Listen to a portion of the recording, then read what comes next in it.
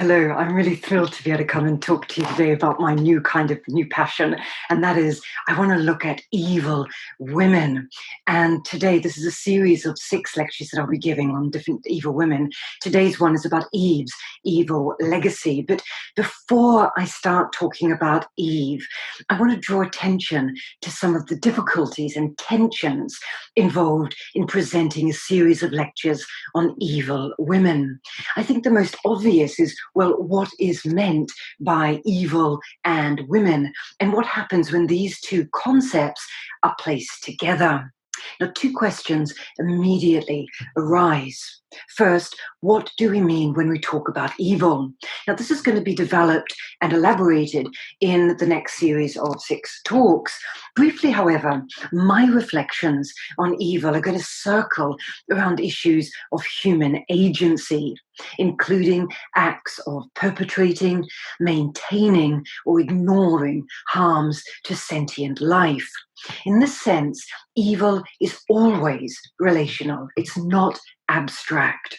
I agree with philosopher Claudia Card when she writes that many things are disappointing, undesirable, or just bad without being evil.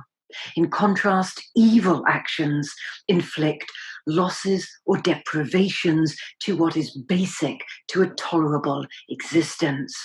Now, this approach is going to be nuanced as these lectures progress and as we turn to different genres of evil, including its primary, witching, monstrous, sexual, institutionalized, and radical forms of evil. In each lecture, I'm going to be asking, why has the label evil been assigned to this individual or group? Is it a fitting characteristics? And are there grey areas? Given that I've only been allocated 6 lectures, I'm going to have to be extremely selective in my choices. And so we're not going to be exploring so-called natural evils such as pain or natural disasters that kill and maim thousands of human and non-human animals, as well as destroying environments. These are often believed to result from human vices or to be punishments for transgressing the commands of a deity. I've also been forced to ignore a universe of very human evils. Girls and women have played prominent roles in some of the greatest atrocities of the 20th century. We just have to think of the undeniable evil of the Holocaust, girls and women turning a blind eye to the deportation of their neighbors to labor and death camps. The Rwandan genocide, which resulted in the first conviction in an international court of a woman for rape and genocide. The conflict in the former Yugoslavia, where women oversaw torture camps. Or the war in the Democratic Republic of the Congo, where women actively participated in over 40% of the sexual assaults. Rather, I'm going to be paying attention to the evils carried out by a small group of individuals with moral agency. These include iconic women such as Eve, fictional ones such as a cruel nurse, and flesh and blood women who are responsible for inflicting harms on others. As we'll see, these evils not only harm the immediate victims, but they also have wider cultural effects. Evil female agency can rebound on the wider community of girls and women. That is, it contributes to the oppression of girls and women, the denigration of feminine powers, and the imposition of controls over female sexuality, intellect, and autonomy. Now, if the first question posed by my lecture series on evil women is, what is evil? And involves the narrowing of this concept to 6 discrete case studies. The second is, well, what is meant by evil women? It may seem perverse to ask if there is such a thing as women. Trans and non-binary voices must be acknowledged, especially since they have been sidelined until recent decades. It is equally important to point to the fact that femaleness is the majority agenda. Too often, the label women assumes a Western, white, heteronormative, middle-class, adult female. This is where the insights of Kimberlé Crenshaw, a legal academic and one of the founders of critical race theory, are invaluable. In her influential article entitled Demarginalizing the Intersection of Race and Sex, published as long ago as 1989, Crenshaw introduces the concept of intersectionality. She points out that the focus of white feminists in the West on the most privileged group members, that is, other white women, marginalizes those who are multiply burdened. Furthermore, she argues, it is just not enough to simply add Black women to an already established analytical structure. This is because, her words, the intersectional experience is greater than the sum of racism and sexism.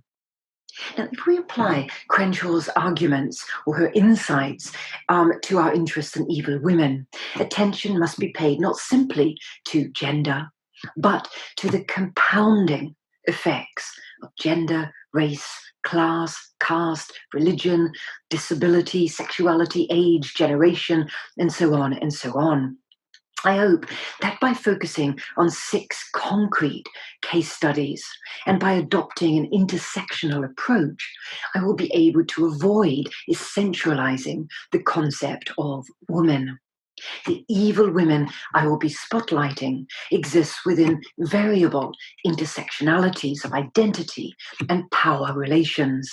All are imagined or framed in relational terms as white, although we may want to ask, well, was Eve white?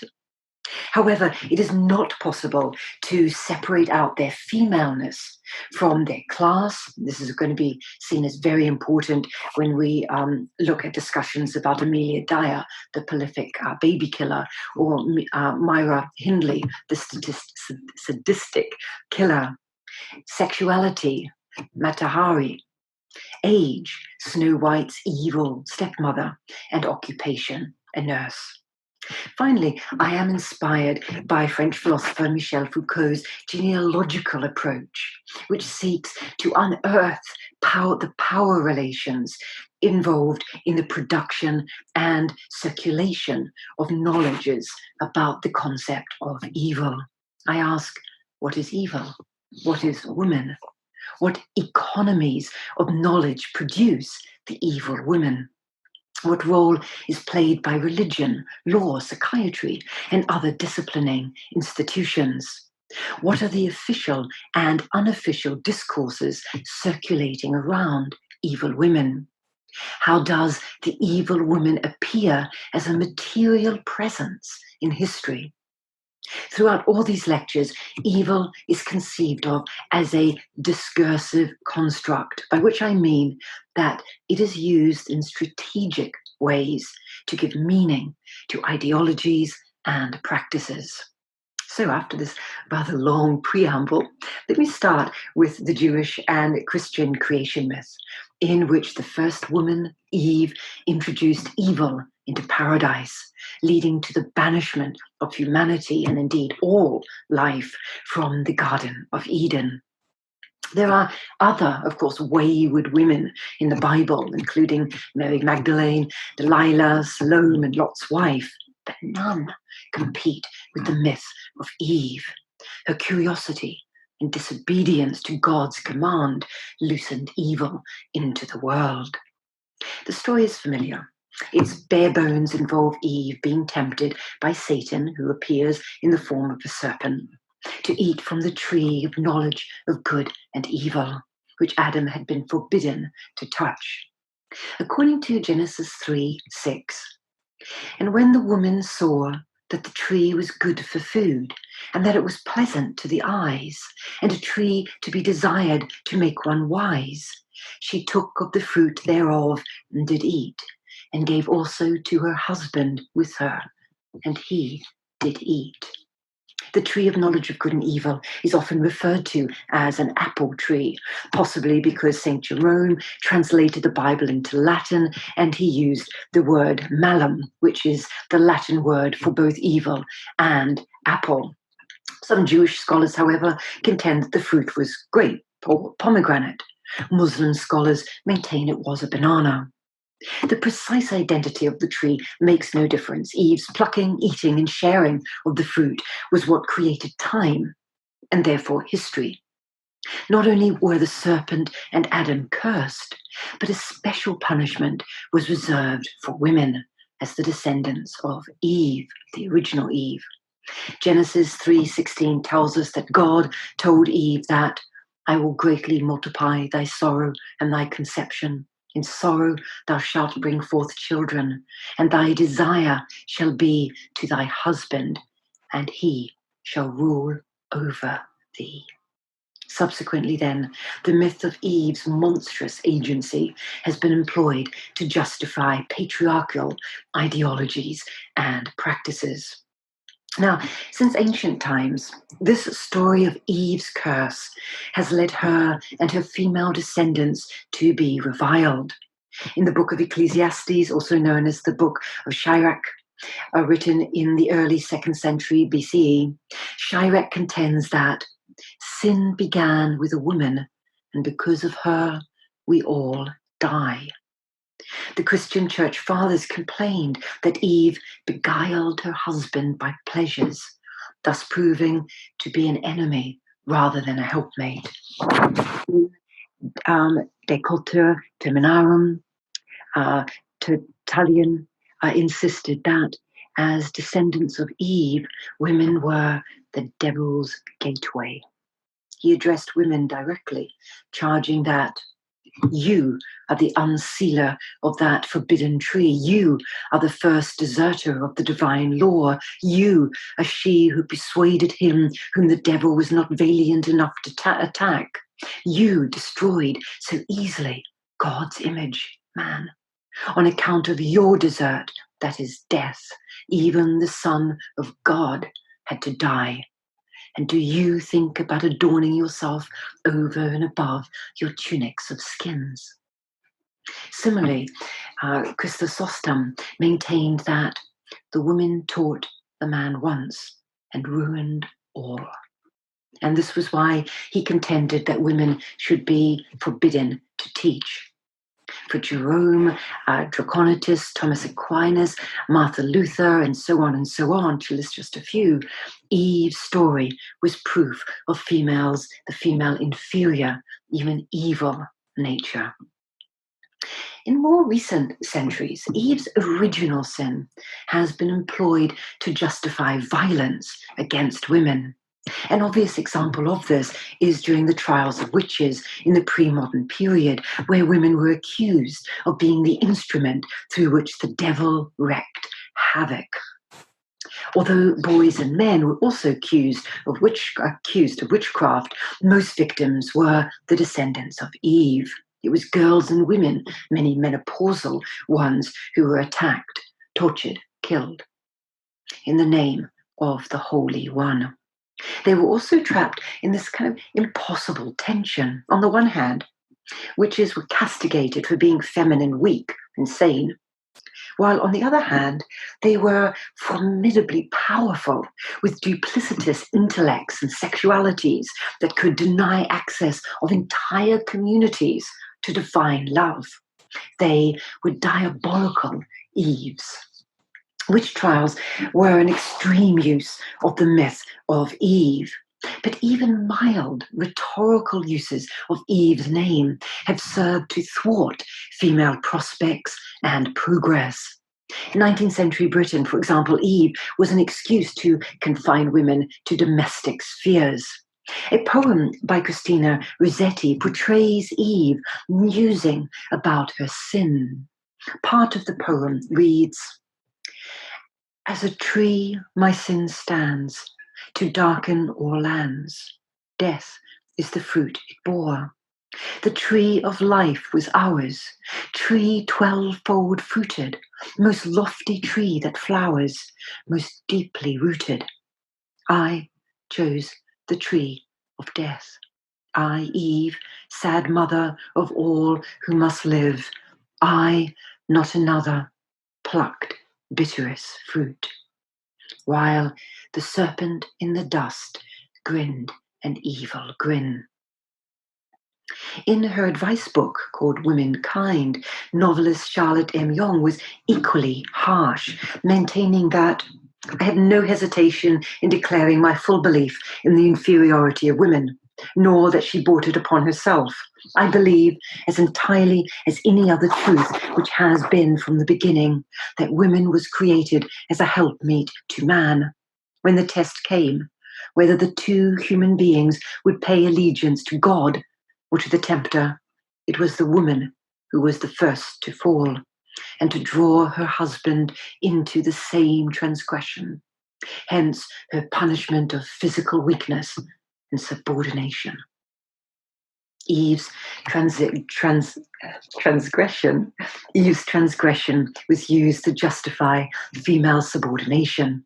In the words of Southern clergyman James Henley Thornwell, women should be refused the rights of the citizen on the grounds that they had first tasted evil.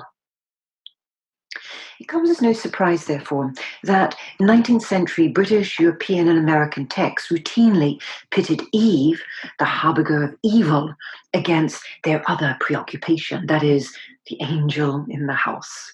Any number of iconic texts elaborate this view, but it appears even in the most prosaic Victorian texts.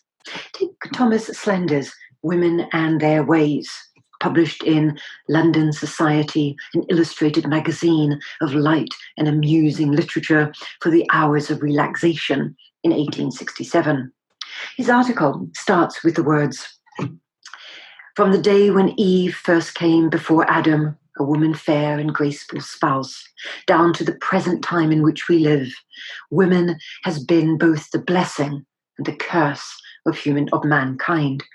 She has been the cause of strife and ruin, of misery and bloodshed amongst nations, and in domestic life, not infrequently, has been the discordant and jarring element. Yet, she is also the very type and embodiment of all grace and virtue, the source and center of peace and reconciliation, and one gracious influence which softens and humanizes mankind." So Eve, evil, and the angel in the house. The Reverend Gordon Calthorpe, vicar of St. Augustine's in Highbury, concurred. He observed that Eve had what no other woman ever had, experienced both of a state of innocence and a state of sin. And yet again, throughout the whole of a long and checkered life, she must have felt the keen sorrow of looking back to the brightness of paradise and of looking down upon the spreading darkness of evil, which she herself had been the means of introducing into the world. Calthorpe even blamed Eve for the fact that her son Cain murdered her other son Abel.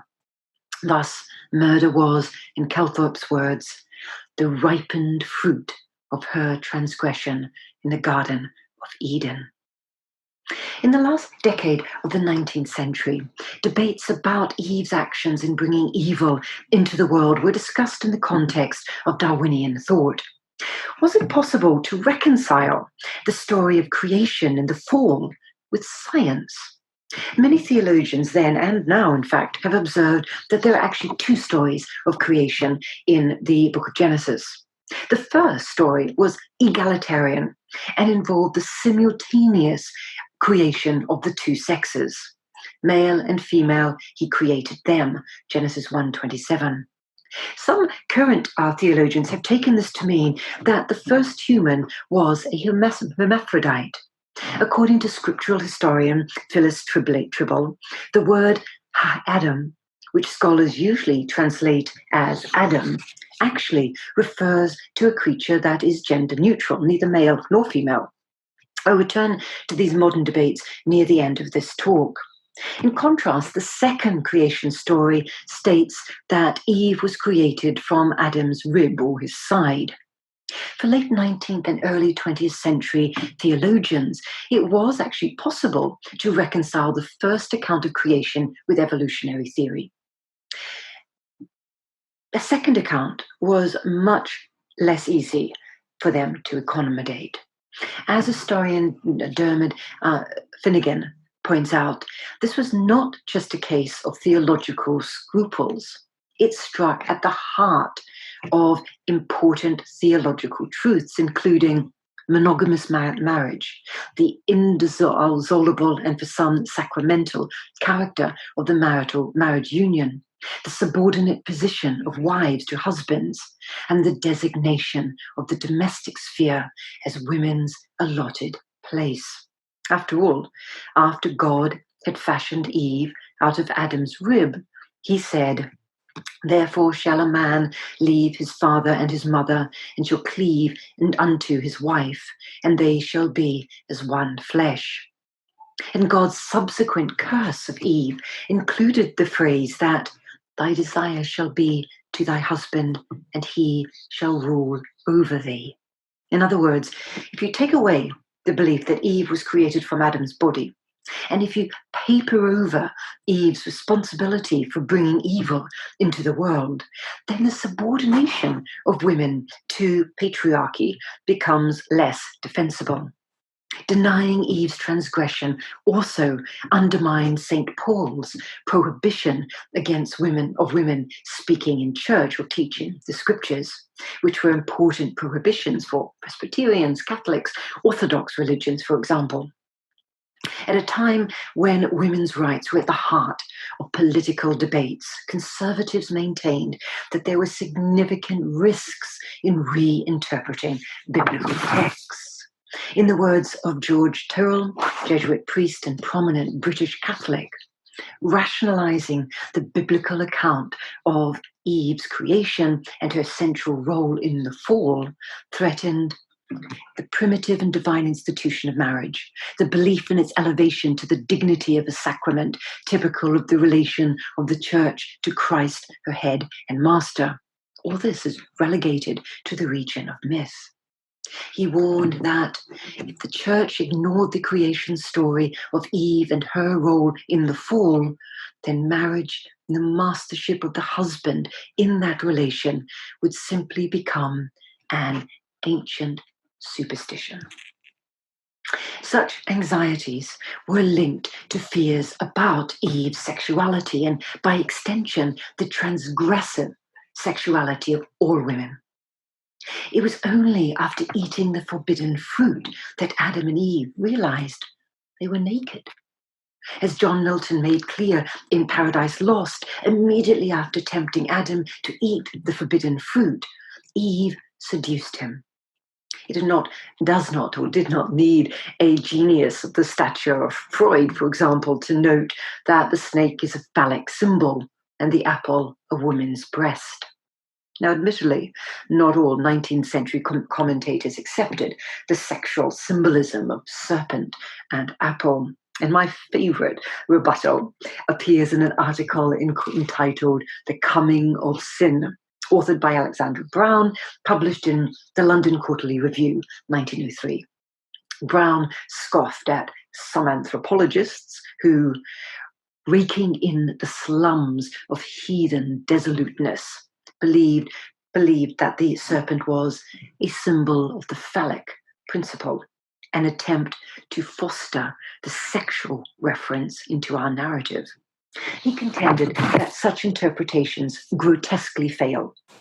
He was equally unconvinced by the belief that the serpent symbol originated in the Bacchic orgies, meaning that the tree whose fruit was eaten was the vine, and Eve's sin was drunkenness.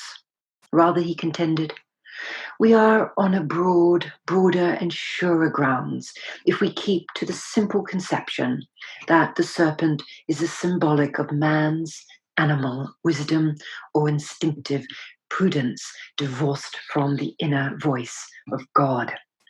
The serpent must represent a power which can make its voice heard in Eve's soul. This was why the serpent chose to address Eve first. She was closer to the animalistic or instinctual life. It was an argument endorsed by a person signing himself GMA in an article entitled Eve and the Serpent, or Some Modern Gems of Thought in their original setting, published in the Wesleyan Methodist Magazine, 1887. He asked, "Why did the enemy of souls choose in the first instance to address himself not to the father, but to the mother of the human race? Was it because the stolid mind of the man was less liable to be beguiled than the finer susceptibilities of the woman, whose whole nature quivered with sympathy and potential appreciativeness, to whom, as to so many of her descendants, the beautiful seems right by force of beauty?" In other words, not only was Eve the weaker vessel, she was also vain and easily swayed by beautiful things, as were all members of her sex. The result, though, was a catastrophic darkness and banishment from paradise, since, as he wrote, if the light in thee be darkness, how great is that darkness? However, there's another side to the story. Eve, of course, has her defenders. 19th century proponents of women's rights frequently addressed the obstacle that Eve's original sin posed for their cause. As leading suffragist Miss Garrett Fawcett complained in an 1878 article on the future of English women. Too often, she wrote, our opponents base their remarks on such observations as Adam was first made, then Eve, and appear to believe that no one would be tempted to complete the implied analogy and say Adam first had household suffrage, then Eve, or Adam first studied medicine, then Eve. The most influential 19th century activist to tackle Eve's legacy was Elizabeth Cady Stanton. Her 2-volume collaborative work, The Women's Bible, 1895 and 1898, set out to reimagine the Bible from a female and even feminist, although she would not have used that term, perspective. For Stanton, the traditional telling of Eve's evil was an all too familiar example of ancient misogyny. The analogy of Eve being open to evil was the story on which, she wrote, all the enemies of women rest their battering rams to prove her inferiority. She complained that the Bible teaches that women brought sin and death into the world, that she precipitated the fall of the race. Marriage for her was to be a condition of bondage. And in silence and subjection, she was to play the role of a dependent on man's bounty for all her material wants and for all the information she might desire on the vital questions of the hour. She was commanded to ask her husband at home. The biblical story did not have to be told that way, Stanton maintained. Eve's action on plucking and eating the apple could equally be seen as revealing Eve's superior intelligence and her inquiring spirit. These were traits to be commended, not disparaged. Furthermore, like some other theologians at the time, Stanton took inspiration from the fact that there were 2, not one, creation story in the book of Genesis. That is, simultaneous creation and the tale of the rib. She insisted that the first version was the true one, since there was something sublime in bringing order out of chaos. It was wholly inconsistent with a petty surgical operation. Now, in recent decades, feminist theories of ancient theological texts have elaborated on the 2 creation arguments. For example, Phyllis Tribble notes that in Hebrew literature, the central concerns of a unit often appear at the beginning and at the end of an exclusion device. Genesis 2 shows this structure. The creation of man first and women last constitutes a ring composition whereby the two creations are parallel. Indeed, she goes further, claiming that in the ancient texts, Eve is the more intelligent one, the more aggressive one, and the one with greater sensibilities. When she views the tree of knowledge of evil, good and evil, she assesses it as food, as beauty, and source of wisdom. As such, the initiative and the decision are hers alone. There is no consultation with her husband. In contrast, the man is a silent, passive, and bland recipient. His one act is belly-orientated, and it is an act of quiescence, not of initiative. John Phillips's Eve, The History of an Idea, makes the important point that prioritizing the second creation account over the first is a political act. It's a political and it's a gendered decision. He maintains that if the woman is created simultaneously with man, she is perfect also, and shares equally in the work of lordship. If she is created after him, she is somewhat less than perfect and belongs to the realm over which he exerts lordship. In preferring the second account, then, interpreters prefer an Eve who is religiously, socially, politically, and sexually under the control of her husband. Today, the legacy of Eve and the fall continues to denigrate the lives of girls and women, as well as other minoritized groups. One extreme example is what is called Eve teasing in Bangladesh. This refers to the practice of young men sexually humiliating, abusing, assaulting, and raping women in public places or offices. It is a form of sexual harassment that has led to incredible suffering, even suicides. According to a survey carried out by the Bangladesh National Women's Lawyers Association, 90% of girls aged 10 to 18 have been Eve teased. The term Eve teasing is important since it places responsibility for sexual harassment and molestation on the victims. They are Eve's descendants and so deserving their abuse. Eve teasing is a practice that justifies itself by alluding to the original sin. Still others turn the evil around, divesting it of its sting by eroticizing Eve's actions. The badness of evil can be seen to be sexy. This is common in 20th century imaginary. Eve has become the iconic image of sensual pleasures, popular in advertisements and popular culture. In the West, seeing a woman with an apple or peering coyly from behind a tree immediately signals Eve the temptress. One of the most explicit of these can be seen in the opening credits of the TV show Desperate Housewives, which plays on one of Lucas's Cranach's, the elders Adam and Eve paintings of the 16th century. It starts with Adam and Eve standing together in Eden, naked except for vine leaves covering their genitals. As a malevolent serpent hands Eve an apple, a giant apple falls down and crushes Adam. The screen immediately shows the sign, Desperate Housewives. This Eve is sexy and dangerous. She is also not worthy of veneration. Once again, we are killing Eve. In conclusion, well, the story of Eve's decisive contribution to the fall of humanity has been instrumental in the myriad evils inflicted on girls, women, and other minoritized groups. She's been constructed as the other to Adam, the male who is fully human. But Eve's fate encourages us to think of alternative readings and, importantly, about the gender of evil.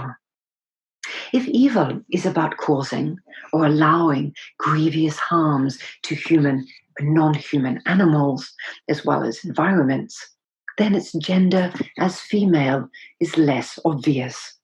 Man and woman both precipitated the fall from a perfect Eden that had been created on a God-like scale into a temporal, imperfect world characterized by change, pain and suffering, corruption and death.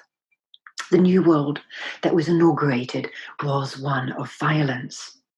On this human scale, however, murderous violence has largely been a male inheritance, a world where Cain slaughters his brother Abel, and so on for generations. God assigned Adam to name and classify nature. He is the scientist tasked with uncovering forbidden secrets.